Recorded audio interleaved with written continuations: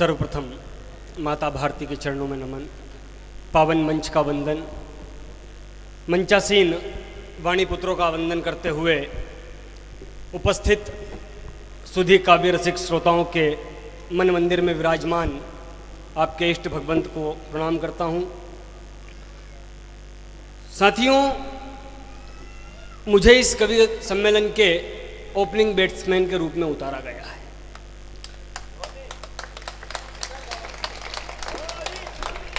धोनी नहीं है, विराट कोहली है।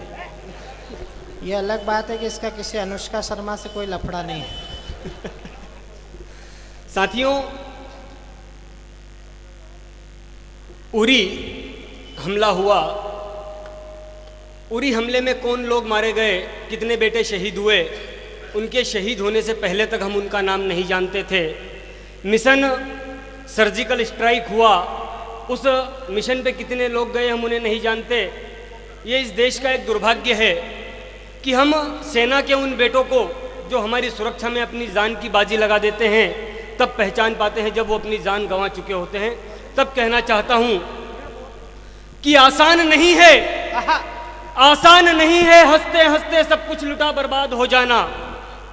आसान नहीं है, आसान नहीं है हंसते हंसते सब कुछ लुटा बर्बाद हो जाना। वाह, जीते जी गुमनाम रहना, मरकर जिंदाबाद हो जाना। अरे आसान नहीं है हंसते हंसते सब कुछ लुटा बर्बाद हो जाना, जीते जी गुमनाम रहना, मरकर जिंदाबाद हो जाना। और ये काम कोई दिव्य बिरली विभूति ही कर सकती है। हर किसी के बस में कहां भगत सिंह या आजाद हो जाना, हर किसी के बस में कहां भगत सिंह या आजाद हो जाना। साथियों, उरी के हमले के बाद सीमा पार करके पहली बार हमारा तिरंगा शान से लहराया। मिशन सर्जिकल स्ट्राइक पूरी दुनिया मुक्त कंठ से भारत के इस साहस की, शौर्य की प्रशंसा कर रही है। परंतु मैं कहता हूं, सेना ने कोई नया काम नहीं किया। सेना ने केवल और केवल एक परंपरा का निर्वाह किया है। इतिहास की एक छोटी सी घटना, उससे जोड़ते हुए मैं आप लोगों को पंक्तियों तक ले जाना चाहूंगा। मैं चाहूंगा दादा। स्वागत। 13 अप्रैल 1919 अमृतसर के जलियांवाले बाग में देश प्रेमियों की टोली एक जलसे का आयोजन कर रही थी। तभी जनरल डायर अपनी टोली के साथ वहां पहुंचता है और गोली चार्ज का आदेश देता है। देखते ही देखते वह जलियांवाला बाग लाशों से पड़ जाता है। भारत माँ के हजारों हजार बेटे राष्ट्र यज्ञ में आहुति बनकर के अर्पित हो जाते हैं। तब एक 5 साल का बच्चा जो ठीक ढंग से अपना नाम भी बोलना नहीं जानता था, वो उस जलियांवाले बाग की खून से सनी मिट्टी अपने हाथों में उठाता है और सौगंध खाता है कि जब तक मैं इस हत्याकांड को अंजाम देने वाले जनरल डायर को छलनी नहीं कर दूंगा तब तक चैन से नहीं बैठूंगा। वह 5 साल का बच्चा मिट्टी को हाथ में उठाकर कसम लेता है।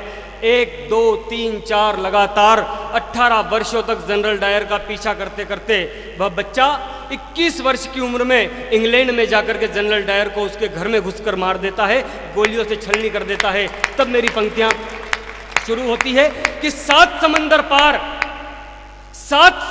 पार उधम को याद देश की माटी रही। वाह, 7 समंदर पार उधम को याद देश की माटी रही। चंद्रगुप्त के अदम्य शौर्य की साक्षी ये सिंधु घाटी रही। और धन्य धन्य सेना के शेरों जो परंपरा के ध्वजवाहक बने। अरे धन्य धन्य सेना के शेरों जो परंपरा के ध्वजवाहक बने। अरे घर में घुसकर मारना ही हमारे पुरखों की परिपाटी रही। और घर में घुसकर मारना ही हमारे पुरखों की परिपाटी रही। हम निरीह निर्दोष निहत्थे नारियों पर वार नहीं करते। निरीह निर्दोष निहत्थे नारियों पर वार नहीं करते। 100 गालियां पूरी हो जाने तक भी प्रतिकार नहीं करते। और अहिंसा के उपासक सहिष्णु हैं, नपुंसक नहीं। हम अहिंसा के उपासक सहिष्णु हैं, नपुंसक नहीं। ये मत सोच लेना कि हिंदू दुष्टों का संहार नहीं करते। जब अन्याय अनीति अधर्म का चरमोत्कर्ष होता है, जब अन्याय अनीति अधर्म का चरमोत्कर्ष होता है, मानवों के रक्षण हित दानवों से संघर्ष होता है, धेनु धरणी विप्र सब सिसक सिसक कर रोते हैं, सभ्यता संस्कार दोनों अपना अस्तित्व खोते हैं, तब संकल्पित समाज साहस में शक्ति का संचार कर देता है, तो वनवासी राम भी दुष्टों का संहार कर देता है, वनवासी राम भी दुष्टों का संहार कर देता है। साथियों, जब कि पूरा देश सेना के इस शौर्य की प्रशंसा कर रहा है, तब एक खुजलीवाल कहता है कि हमें इस सर्जिकल का सबूत दो, इस ऑपरेशन का, इस मिशन का सबूत दो। तब कहना चाहता हूं कि मां से पवित्रता का प्रमाण वो कपूत मांग रहा है, मां से पवित्रता का प्रमाण वो कपूत मांग रहा है, यानी भस्मासुर भूत भावन से स्वयं की भभूत मांग रहा है। मां से पवित्रता का प्रमाण वो कपूत मांग रहा है, यानी भस्मासुर भूत भावन से स्वयं की भभूत मांग रहा है। तो आतंकियों से पहले उसे गोलियों से छलनी कर दो, जो सेना से सर्जिकल स्ट्राइक का सबूत मांग रहा है, जो सेना से सर्जिकल स्ट्राइक का सबूत मांग रहा है। साथियों, मैं इस देपालपुर की धरा से खड़ा होकर एक आह्वान करता हूं इस देश के युवाओं से। हम फेसबुक और व्हाट्सएप पे आज यदि व्हाट्सएप चालू करें तो 100 में से 90 मैसेज इस बात के होते हैं कि पाकिस्तान को मिटा देना चाहिए, पाकिस्तान को आग लगा देना चाहिए। परंतु मैंने सारे पेपर्स, सारे न्यूज़ चैनल्स देखे हैं। दोस्तों, माफ़ी चाहता हूं कि मैं इस सदन में खड़े होकर ये बात कह रहा हूं। जो युवा फेसबुक पर मैसेज भेजने में 1 मिनट की देर नहीं लगाता, जब उसके कस्बे में, जिस कस्बे की संख्या हजारों में होती है, जब उस कस्बे में पाकिस्तान का आतंकवाद का पुतला जलाया गया, तो सैकड़ों की संख्या में भी युवाओं की भीड़ एकत्रित नहीं हो पाई। वो युवा पाकिस्तान को मिटाने की बात कर रहे हैं। तब मैं कहना चाहता हूं कि एक विश्वास, केवल एक विश्वास यदि हम सेना के सिपाहियों के मन में जगा देंगे तो पाकिस्तान अपने आप साफ हो जाएगा। क्या विश्वास जगाना है साहब सेना के मन में, सेना के जवानों के मन में, कि लगा प्राणों की बाजी वहां अड़ा मिलेगा, लगा प्राणों की बाजी वहां अड़ा मिलेगा, भले लाश पर तिरंगा गढ़ा मिलेगा।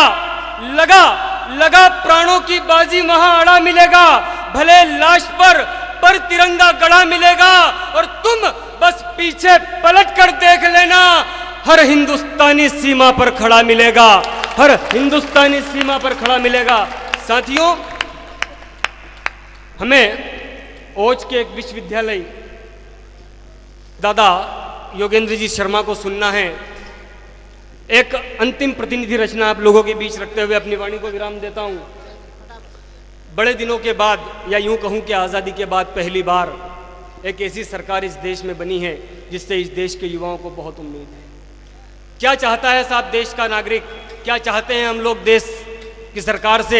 यदि चौथी पंक्ति आपको अपने स्वाभिमान की लग जाए, यदि चौथी पंक्ति आपको लग जाए कि मैंने 3000 वर्षों के कलंक को मिटाने की बात कर दी हो, यदि चौथी पंक्ति लग जाए कि जिस संस्था ने यह मंच सजाया है, बालाजी मित्र मंडल ने यह मंच सजाया है, और बालाजी के आराध्य प्रभु श्री राम के स्वाभिमान और सम्मान की बात मैंने कर दी हो, तो इस सदन का प्रत्येक व्यक्ति अपने दोनों हाथ खोलकर मेरा समर्थन करे कि इस देश का व्यक्ति दिल्ली की सरकार से क्या चाहता है कि स्वरूप मां भारती का पुनः विभाज्य चाहिए, स्वरूप मां भारती का पुनः विभाज्य चाहिए।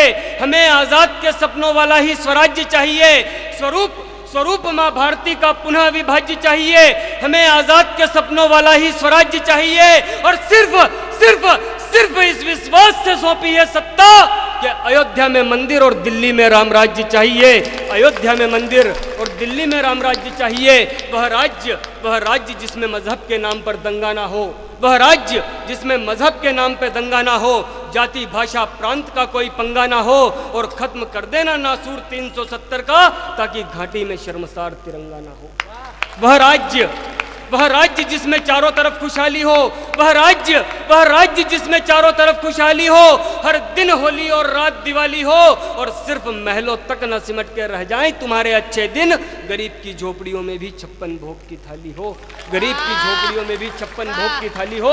और अंतिम पंक्तियां निवेदित करता हूं साहब आपके श्री चरणों में कि क्या चाहते हैं हम कि जहां भगत झूला फांसी पर वह स्थान चाहिए, जहां जहां भगत झूला फांसी पर हमें वह स्थान चाहिए, हिंगलाज का मंदिर प्यारा बलूचिस्तान चाहिए। और चौथी पंक्ति यदि इस देश के युवा के मन की पंक्ति हो तो मुझे सम्मान के साथ विदाई दीजिएगा, इस कविता का सम्मान कीजिएगा कि जहां भगत झूला फांसी पर हमें वह स्थान चाहिए, जहां भगत झूला फांसी पर हमें वह स्थान चाहिए, हिंगलाज का मंदिर प्यारा बलूचिस्तान चाहिए। और सिर्फ कश्मीर पाने की तमन्ना नहीं है दिल में, अरे हमें तो पूरा का पूरा पाकिस्तान चाहिए, हमें पूरा का पूरा पाकिस्तान चाहिए। जय हिंद, जय भारत।